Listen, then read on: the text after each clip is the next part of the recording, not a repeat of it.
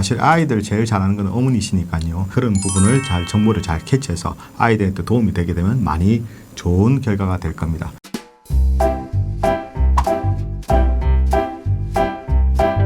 안녕하세요. 육아한방 잔소리쟁이 안유미 원장. 수다쟁이 최미영 원장입니다. 오늘은 애기들한테 뭐 입냄새가 날까 생각하는데 생각외로 입에서 냄새 나는 애들이 꽤 많거든요. 그렇죠. 그것 때문에 고민하시는 어머님들이 계세요. 오늘 그 부분에 대해서 한번 얘기를 해보려고 합니다. 아이가 입냄새가 나는 경우를 어디에 문제 있다고 생각하시나요? 일단 뭐 제가 봤을 때는 보통 이제 한방에서는 위열이 많게 되게 되면 임새가 난다고 보거든요. 그러니까 그쵸. 위열이라는 것 자체가 어떻게 보게 되면 위산 분비가 많아진다든지 위 자체가 아이가 좀 약해서 소화기 계통이 약한 애들이 좀 그런 경우가 좀 있죠. 그렇죠. 그냥 분유를 먹는 경우에 이제 치아 우식증이나 아니면 입안에 분유가 남아 있을 경우에는 자기 전에 잘 닦아주시면 냄새를 아무래도 좀 예방할 수 있어요. 이런 경우는 신생아의 그렇죠. 신생아 경우죠. 분유 먹는 경우니까. 근데 이제 냄새를 고민하게 되는 아이의 연령층이 이제 보통 큰 애들. 2돌 이후부터 한 5세까지입니다. 예. 밥을 먹고 나서 자고 일어나면 아침에 이제 입냄새가 심하다고 보통 입냄새 많이 어머님들이 난다고 저희한테 이렇게 물어보거나 걱정을 하시는데요. 이제 이런 경우는 저번에 한번 우리 과일편에서도 말씀드렸는데요. 공복에 그 과일을 좀 많이 먹게 되는 경우에 위산 분비가 많아서 입냄새가 나는 경우가 있습니다. 이제 그리고 또 위산 분비가 많은 경우가 밥을 잘 씹지 않고 대충 씹고 삼키는 경우, 그리고 이런 증상 중에 또 대변이 동글동글해서 염소똥처럼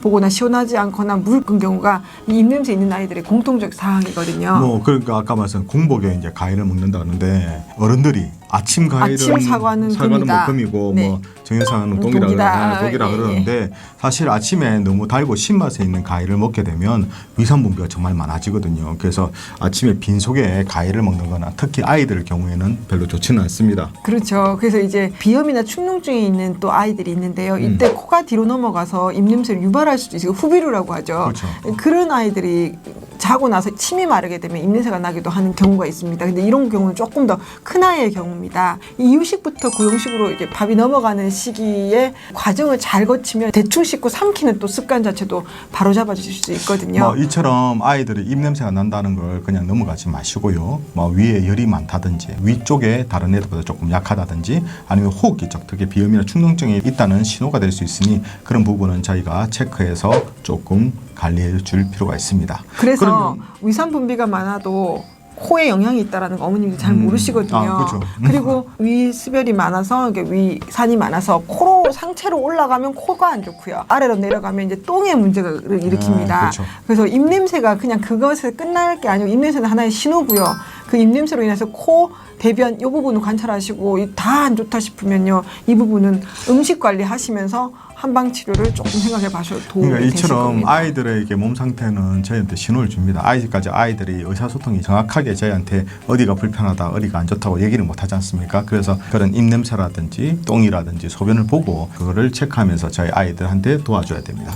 그래서 이제 이렇게 입냄새가 심한 경우는 어떻게 해야 되죠? 아까 말씀드린 이유식 단계 때 잘 씹는 습관을 길러주는 게 제일 예방법이고요. 또 하나는 위산 분비를 조금 줄일 수 있는 음식을 먹어야 되고 과일에 관한 것들은 그렇죠. 항상 과일. 얘기 드리잖아요. 그런 밀가루 음식, 과일 이런 부분들은 나중에 소화기와 관련되어 있기 때문에요.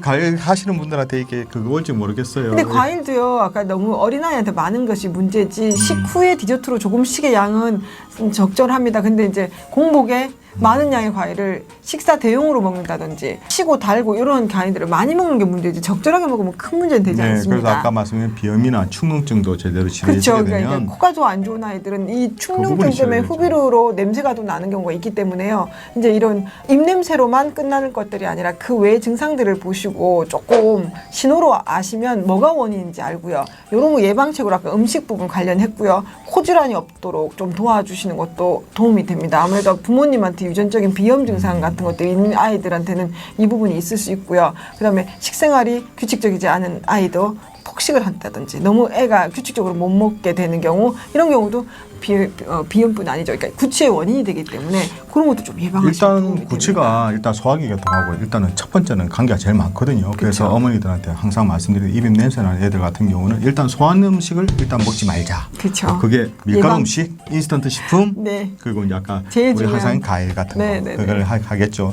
이제 그런 부분을 조금 더 신경 써서 아이가 이게 입 냄새가 난다든지 그런 부분을 저희가 그냥 넘어가지 마시고 애가 어디가 불편한지 또 저희가 항상 아이들 이게 계속 이제 저희가 관찰을 해야 된다고 왜 그러냐 그러면 애들이 키가 클 때는 키만 크는 게 아니라 항상 오장육부가 계속 발달이 되기 때문에 어렸을 때 좋은 체질을 계속 만들어줘야지 커서도 좋은 체질과 또 면역력이 형성이 되거든요. 그래서 어릴 때 건강이 정말 중요합니다. 네, 오장육부에 문제가 있다면 신호를 보냈는데 그 신호를 무시하지 마시고요. 어디 문제인지 알고 전문의에게 상담하셔도 되고 이런 유튜브를 보고 도움을 받으셔서 먹거리 조절하시는 것이 사실은 상당히 도움이 되니까 그게 습관을 형성하고 병의 예방책이 됩니다. 그래서 저도 사실 애들 오면 애 입에다가 코 갖다 대서 냄새도 맡아보고 네. 애들 이제 손이라든지 피부도 이렇게 만져보고 이제 그런 식으로 진찰하는 거거든요. 그래서 어머니께서 사실 아이들 제일 잘하는 건 어머니시니까요. 그런 부분을 잘 정보를 잘 캐치해서 아이들한테 도움이 되게 되면 많이 좋은 결과가 될 겁니다.